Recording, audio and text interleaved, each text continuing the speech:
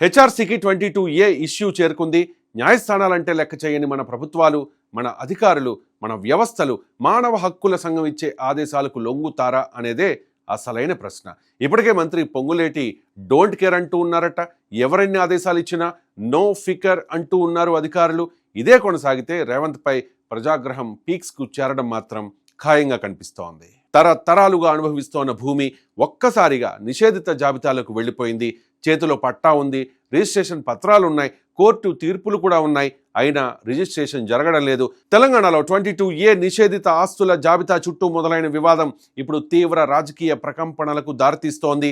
ప్రభుత్వ పరిపాలనా లోపాల వల్లే తప్పులు జరిగాయని స్వయంగా రెవెన్యూ మంత్రి ఒప్పుకుని క్షమాపణలు కూడా చెప్పారు. ముఖ్యమంత్రి రేవంత్ రెడ్డి కూడా సమస్యను పరిష్కరిస్తానని హామీ ఇచ్చారు. కానీ బాధితుల ప్రశ్న మాత్రం ఒక్కటే, మా భూమిని బ్లాక్ చేసింది ఎవరు? ఆ తప్పునకు బాధ్యత ఎవరిది? ఈ ప్రశ్నలతోనే బీఆర్ఎస్ ఎమ్మెల్సీ దాసోజు శ్రవణ్ కుమార్తో పాటు మరికొందరు బాధితులు మానవ హక్కుల కమిషన్ గడప తొక్కారు. భారత రాజ్యాంగంలో ఆర్టికల్ 21 జీవించే హక్కును, వ్యక్తిగత స్వేచ్ఛను ఇస్తుంది. అలాగే ఆర్టికల్ 300A ఆస్తి హక్కును చట్టబద్ధమైన హక్కుగా మారుస్తుంది. ఆర్టికల్ 21, ఆర్టికల్ 300Aను తుంగలో తొక్కుతూ తెలంగాణలో రాజ్యాంగ హక్కుల ఉల్లంఘన జరిగిందని ఫిర్యాదు చేశారు. అసలు 22A వివాదం ఇంత పెద్ద సంక్షోభంగా ఎలా మారింది? మానవ హక్కుల కమిషన్ ఇప్పుడు ఏం చేయబోతోంది? సాధారణంగా భూమి అంటే ఒక ఆస్తి మాత్రమే కాదు, రైతుకు అది జీవనాధారం. మధ్యతరగతి కుటుంబానికి జీవితకాల పొదుపు, పిల్లల చదువులు, పెళ్లిళ్ళు, అత్యవసర వైద్యం అన్నిటికీ ఆ భూమే ఆధారం. ప్రస్తుతం హైదరాబాద్, రంగారెడ్డి, సంగారెడ్డి, మేడ్చల్, మల్కాజ్గిరి జిల్లాల్లో వేల ఎకరాల ప్రైవేట్ భూములు నిషేధిత జాబితాల్లోకి వెళ్ళాయి. దీంతో ఇది కేవలం భూ రిజిస్ట్రేషన్ సమస్యగా మిగలకుండా పౌరుల మనుగడకు సంబంధించిన మానవ హక్కుల సమస్యగా మారిపోయింది. అసలు ఏమిటి 22A? రిజిస్ట్రేషన్ చట్టంలోని సెక్షన్ 22A ప్రకారం ప్రభుత్వ భూములు, అసైన్డ్, వక్ఫ్, దేవాదాయ భూముల అక్రమ విక్రయాలను అడ్డుకోవడానికి ప్రభుత్వం ఈ నిషేధం విధిస్తుంది. అంటే ఇది ప్రజా ఆస్తులను కాపాడే చట్టపరమైన ఆయుధం. కానీ ఆ ఆయుధం తప్పుగా ఉపయోగిస్తే ప్రభుత్వ భూమి కానీ ప్రైవేటు భూమి అందులోకి వెళితే కోర్టు క్లియర్ చేసిన భూమి మళ్ళీ బ్లాక్ అయితే సరిగ్గా ఇక్కడే వివాదం రేగింది. అధికారుల వల్లే తప్పులు జరిగాయని రెవెన్యూ మంత్రి పొంగులేటి శ్రీనివాసరెడ్డి బహిరంగంగానే అంగీకరించారు. మరి తప్పు జరిగితే ఆ తప్పు చేసిన అధికారి మీద చర్యలు ఎందుకు తీసుకోలేదు? అంటే మంత్రి గారి ఆదేశాల మేరకే అధికారులు తప్పులు చేశారు అనేది ఇక్కడ మనమంతా కూడా అర్థం చేసుకోవాల్సిన విషయం. అంటే ప్రభుత్వాలకు, రాజకీయ పార్టీలకు ప్రధాన ఆదాయ వనరుగా భూముల్ని చూస్తూ ఉన్నారన్నమాట.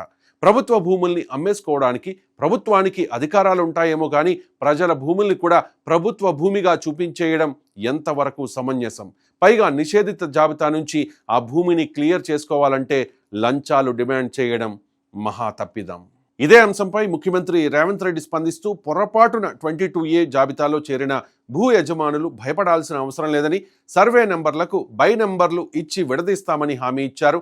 అయితే బాధితుల ఆవేదన వేరేలా ఉంది. తప్పు జరిగిందని ప్రభుత్వం చెబుతోంది, బాగానే ఉంది. మరి ఆ తప్పు వల్ల నెలల తరబడి రిజిస్ట్రేషన్లు ఆగిపోయి బ్యాంకు రుణాలు రాక వ్యాపారాలు దెబ్బతిన్న కుటుంబాల పరిస్థితి ఏంటి? ప్రభుత్వం రికార్డులో చేసిన పొరపాటుకు సామాన్యుడు ఎందుకు మూల్యం చెల్లించాలి? ఈ ప్రశ్నలతోనే బీఆర్ఎస్ ఎమ్మెల్సీ దాసోజు శ్రవణ్ కుమార్ రాష్ట్ర మానవ హక్కుల కమిషన్ను ఆశ్రయించారు.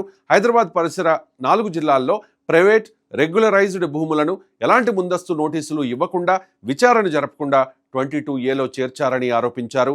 రద్దయిపోయిన పాత అర్బన్ ల్యాండ్ సీలింగ్ జాబితాలను ధృవీకరించకుండా వాడడం వల్లే లక్షలాది మంది హక్కులు భంగపడ్డాయని, ఇది రాజ్యాంగం కల్పించిన ఆస్తి హక్కు, జీవించే హక్కుల ఉల్లంఘనేనని హెచ్ఆర్సీకి ఫిర్యాదు చేశారు.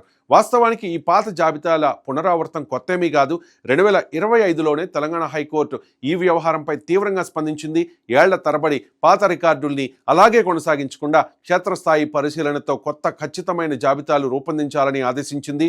కానీ 2026లో కూడా మళ్ళీ అదే పాత యుఎల్సి, ఎండోమెంట్ రికార్డుల ఆధారంగా అధికారులు రిజిస్ట్రేషన్లను నిలిపివేయడంతో సమస్య మరింత సంక్లిష్టంగా మారింది.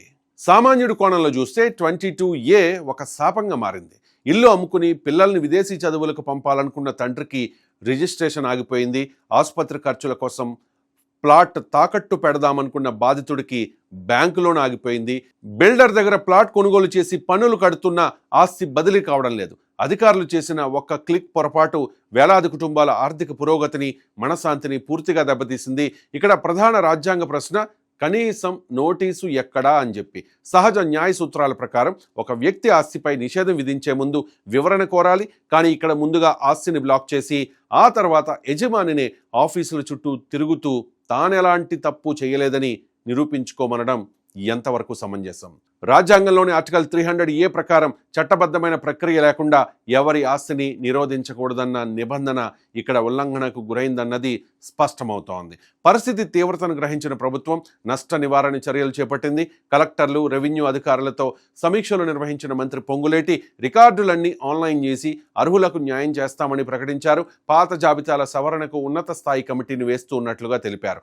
అయితే ఈ లోపాలను సరిదిద్దేందుకు ప్రభుత్వం భూభారతి పోర్టల్లో ప్రత్యేక సేవల్ని ప్రారంభించినప్పటికీ క్షేత్రస్థాయిలో ప్రక్రియ వేగవంతం కాకపోవడం బాధితుల్లో నిరాశ నింపుతోంది. మరోవైపు ప్రతిపక్షాలు ఈ అంశంపై విరుచుకుపడుతూ ఉన్నాయి. ఇది కేవలం సాంకేతిక లోపం కాదని, అధికారుల నిర్లక్ష్యం వల్ల జరిగిన పెద్ద కుంభకోణమని బీఆర్ఎస్ పార్టీ ఆరోపిస్తోంది. రెవెన్యూ మంత్రి రాజీనామా చేయాలని, 2023 డిసెంబర్ తర్వాత 22A జాబితాలో చేర్చిన, తొలగించిన సర్వే నెంబర్లపై సమగ్ర ఆడిట్ జరపాలని హరీష్ రావు డిమాండ్ చేశారు. బాధితులు కూడా పెద్ద ఎత్తున తెలంగాణ భవన్ను ఆశ్రయించడంతో ఈ అంశం ప్రభుత్వంపై తీవ్ర రాజకీయ ఒత్తిడిని పెంచుతోంది. ఇప్పుడు మానవ హక్కుల కమిషన్ ముందు సంచలన డిమాండ్లు ఉన్నాయి. ప్రభుత్వం చేసిన తప్పునకు బాధితులు తహసీల్దార్ ఆఫీసుల చుట్టూ తిరిగే పరిస్థితి రాకూడదని, ప్రభుత్వమే స్వయంగా తప్పుల్ని గుర్తించి 22A నుంచి ఆ భూముల్ని తొలగించాలని శ్రవణ్ కుమార్ డిమాండ్ చేస్తూ ఉన్నారు. దాంతోపాటు అధికార యంత్రాంగం చేసిన పొరపాట్ల వల్ల ఆర్థికంగా, మానసికంగా నష్టపోయిన బాధితులకు ప్రభుత్వం తగిన పరిహారం చెల్లించాలని హెచ్ఆర్సీని అభ్యర్థించారు.